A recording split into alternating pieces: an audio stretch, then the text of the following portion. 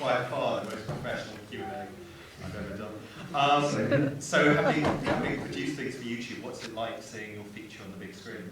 Terrifying, my face is too big. It is, definitely. Because, I mean, the kind of shorts that you're making already, and then the kind of channel flip and multiverse program, is really showing YouTube as a channel that kind of like rivals TV shows. So I guess that was the direction it was going in anyway. Absolutely. One of the things that sort of when we first started talking about this film was to make a proper film. So I actually had sort of independent feature film background. And I didn't want people to watch this and say, wow, it's good for the internet. I wanted people to watch it and say, it's just a good film. And the whole approach to it was that we had a proper film camera and proper sound mix. Because things are changing the way we consume entertainment. It's not always on the TV, it's not always on the big screen. I like the fact that we try to make something that most people are watching on their laptops, if not their iPhones, but then there's still the opportunity to watch on the big screen. And I just think that's the way the world's going. And to pretend that that isn't happening, I think it's just kind of short-sighted. And it's actually ignoring what the audience wants to, how they want to consume entertainment. So that was the challenge. And increasingly, you're getting kind of multi-channel releases of things. Like a film in England a couple of months ago, you're getting the online screening, getting the TV screening, and you're getting the cinema screening at the same time. Do you think it's because different channels of entertainment attract different audiences? Possibly. I just think it is the way the world is going. We don't. They always talk about online being it's a sit-forward medium because we want to interact and we want to be part of something. I'm older than the YouTube generation, but I will watch TV and I'll have a laptop and I'll have a phone. I think right now, traditional TV, the audience is older, but I think that's changing. Even now I know people who are in their 60s are watching things on YouTube now. So I think it's evolving, but yeah, I still say, there is still a bit of a difference, but I think in the next 10, 15 years, that will change. The video override thing is getting huge now. It's Netflix who are, making entire series. Good. Off the cuff, you're looking at House of Cards remake, that thing with the werewolves that nobody watched. It's all very high budget and it looks good. You can only see it on Netflix, or not at all if you live in a village because your broadband isn't very good. It's the principle of it. I googled some of your back catalogue this morning and came across some interactive programs that you did for a gaming site about 10 years ago. One was a quiz about celebrities wearing glasses, and one was kind of interactive, scary doll's house thing. Is it that you came from a background of doing interactive entertainment and also wanted to appear in front of the camera as well as behind it, I suppose? Not really. It was more a case of what you could get away with on the internet at that time. First of all, it was text-based, almost entirely just written articles because you couldn't handle anything else there, 24K modem, Then we went to simple flash animations, things like that, because again, that makes things a lot easier. And then with the YouTube revolution, you can actually stream video. That's obviously was the turning point, and it was very low quality at first, able to get a foot in. But obviously the content you've been producing on YouTube is also a reflection of your own interests. Where did the obsession with obscure, worthless, but strangely interesting tag come from? Mental illness, probably. The very first video I put up at that time, which was a review of a thing called Pod Station, which was a fake surfing PSP. Basically, years ago, we used to hang around on an online forum. It's really hard to talk with a slight delay. It's like one of those speech jammer apps. So on the forum, somebody spotted this thing for sale on eBay. I thought it looked quite funny, so I bought it. It was £3, and at the time the PSP was like 250 or something, absolutely ludicrous.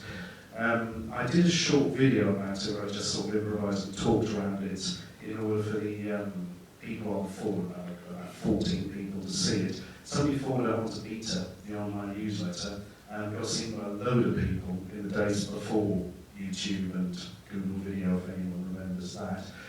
And then I did another one because it was popular, and that was more popular, and something I was interested in, but it was something people were watching, so keep at it while it works.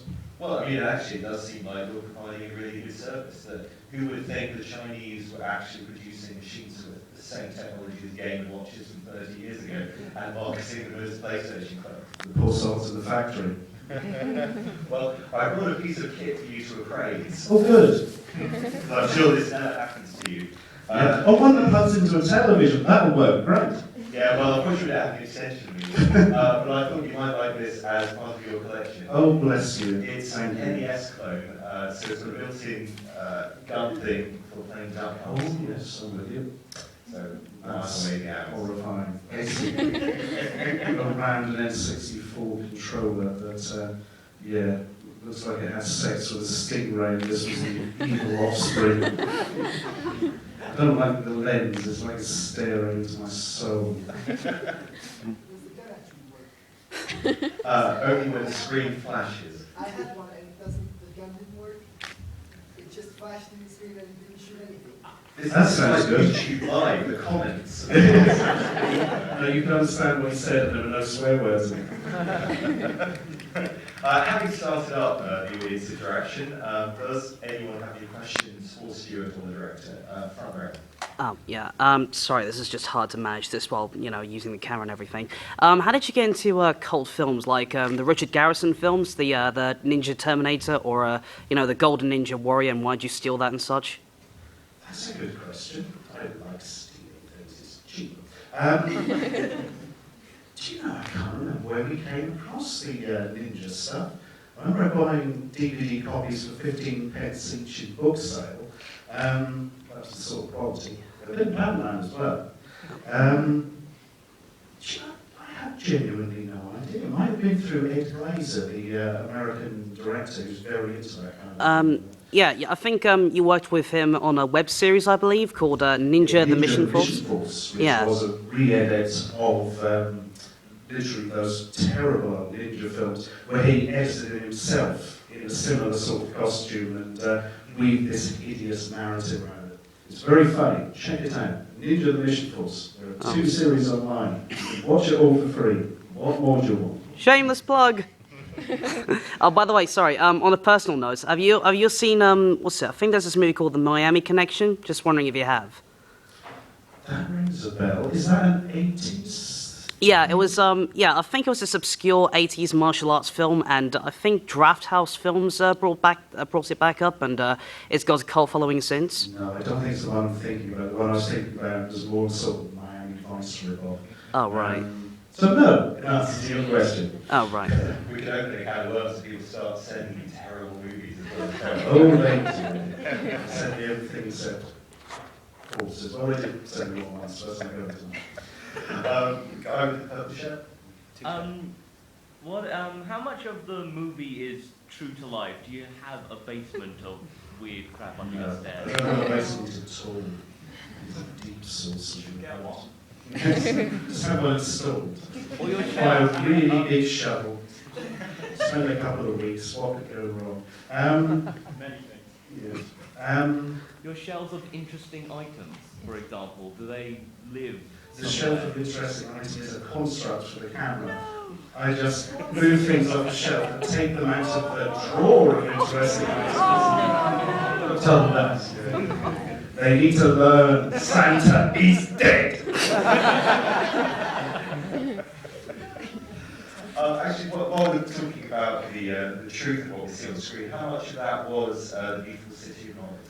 Absolutely flip all night. Oh, It's too expensive to film there because all the crew we know are in London and we'd have to get them down to Norwich, get them somewhere to stay, high budget. So it's all just places around the production office and near where Riyadh lives and that kind of stuff. The joys of low budget filming.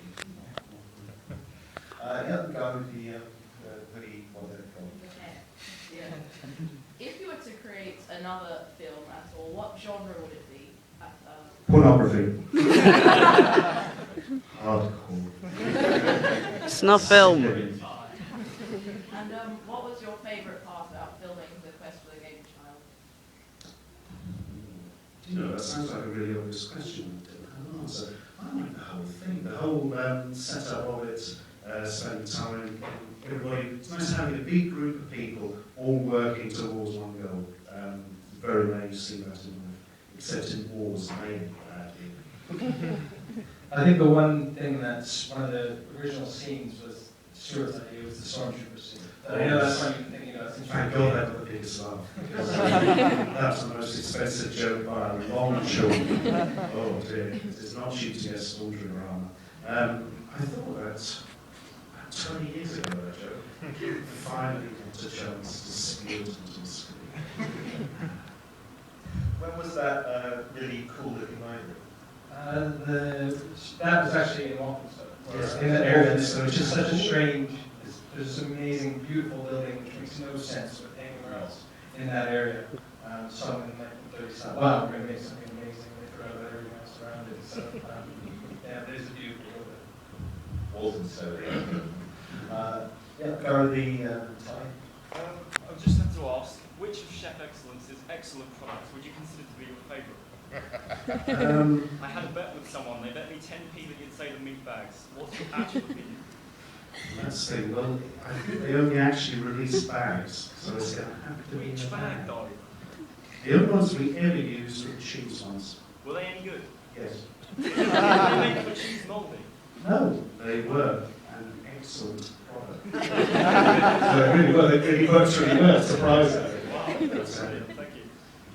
Stuart's selling them after Yes, I I'll wish. have to get some. Lady in the front row? Oh. What was your biggest, was there ever a concern between shooting and between it actually coming on air that there was going to be any like bad, that people weren't going to like it? Was there any worry that there was a lot of risk to your... Every single second of the day, pretty much. I guess the thing is when we were trying to make something that was, we wanted to just make a funny film, but that's always in the eye of the beholder. So there was always that fear you put something out and everyone just hates it. So I was pretty terrified all the way until the first release, but within the first, I think we had 50,000 views within the first 24 hours. And most of the comments were positive. There was very few hate-filled comments, or I think you only had 2 death threats, which is a very I usually get more death threats for a review video. So that's how we judge the success, how many death threats Stuart gets. Death threats all the time, Blue Peter. Hey, oh, he's going to kill my boyfriend, not even married. It's you. Yeah, I think for, I don't know how you felt about it, Stuart, but I would have been happy with 70-30. 70% likes, the 30% dislikes. I think I was somewhere 99.8 likes, so I would live with that. You think that that kind of issue is even more challenging if it's a crowdfunded movie, because you know it's actually a fan money, not just a fishing doll. absolutely, and you've seen some crowdfunded films where they raise a lot of money, the film comes out 2 years later, the perks don't get sent out, and for us, we said we're going to make this film, it's going to come out on this date, and the perks are going to be out by this time, and we're honoring all that. So I think it's really important. You're taking somebody's money to make a film, you have to do right by that, which is I'll obvious. run really fast. Yeah, or eyes. So I don't know if we felt any extra pressure. I think we just wanted to make the best film we could, and that's all we can do, and hope that people enjoy it. At the end of the day, we put it out there, it's out of your hands. So, I think the trick, especially in the internet age, is trying to get out of the door as quick as possible. Because people aren't used to waiting around. And if you're taking their money, you don't want to wait too long to use that. I've got time for one more question. Guy back row with the facial hair. Right. I've got 2 of the quick fire questions. First of all, and I've asked you this on the comment once, are there any plans at all to sell excellent parts? Because I would get that. I enjoy the concept that I would read YouTube comments. I'll be dead in a day. No, for 2 reasons. The first reason is that I don't have any kind of manufacturing base. And the second reason is that Chef Excellence doesn't really exist even as a mascot. It was something come up with by 99 Pistols, where they stole a piece of clip art and literally used the preview. You can see where it's got a watermark and they've tried to badly remove it. So they didn't even spend 20 quid on a high definition image of this bloke who it turns out is the husband of somebody who runs a company taking stock photos. So that's the true story behind Chef Excellence. So it wasn't a real thing, and you're not even allowed to use the stock photos for promotional purposes. I looked into it. So hence 99 Pieces sort of knocked this out with smarmy, bulgy-faced chef, hoping people would buy the products. It didn't work, so they changed him to somebody called Max Hoffman. And to this day, they sell products branded by Max Hoffman, who again does not exist. And we have discovered it's actually 2 pieces of stock photo they're stitched together. I read that he was like a swimmer or something. No, he's a clip art guy. Yeah, the name Max Hoffman went wrong to anybody. Matt Hoffman was the next guy. Maybe. Anyway, He my makes him second out his kitchen, my maybe. second question is, in 1991, did you really dress like Mike and Bill and As bizarre as it sounds, no. way ahead of your time, because you would have predated the emo movement by like Oh, that was golf, man. Oh, cradle of filth. Those were the days. I have to say that was the one moment where Stuart was truly unhappy with me. When we wrote that scene, and Stuart said, well, maybe we could get young kids to play and we'll just change the voice. I said, no, Stuart, one, I think your friend will appreciate seeing you with eyeliner and fingernail polish. And on the day, he was the unhappiest I think I've ever seen him. But I think it's worth it. It was fine. We were in London, you don't sound right. Actually, actually, I just wanted to point out. I know the whole Simon Pegg joke has already been done to death, but actually, I wanted to add in the 1991 scene. Why did you dress like Gary King from The World's End? That's weird, though. I thought it was that first. No. Although I've heard that Pegg was a goth in the early 90s, so maybe there's some weird cosmic thing. Oh, actually, did you go to a pub crawl one time? Probably. But to real pubs, not fictional ones that ended slightly disappointing getting on with Bill Nye. We're going to have to vacate similar to the next audience in. But are you guys going to be involved for a little while if you interact with your fans, or are you going to run away through? Probably start off with the former, end with the latter.